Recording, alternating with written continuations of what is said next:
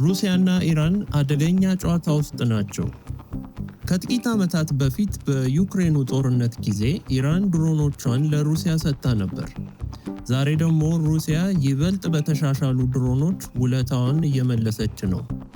የምዕራባውያን መረጃዎች እንደሚያሳዩት ሩሲያ ሻሂድ 136 የተባሉ ድሮኖችን ለኢራን እየላከች ነው። እነዚህ ድሮኖች በሩሲያ ቴክኖሎጂ የተሻሻሉና የራዳር መከላከያዎችን ሰብረው የሚገቡ ናቸው።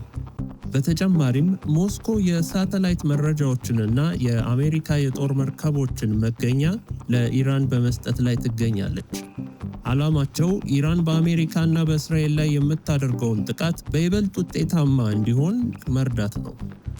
አሜሪካ ድርድሯንና ማስጠንቀቂያዋን ስታፋጥን፣ ሩሲያ ደግሞ የኢራንን ክንድ እያጠናከረች ነው። የዚህን ውጤት ደግሞ አብረን እናያለን።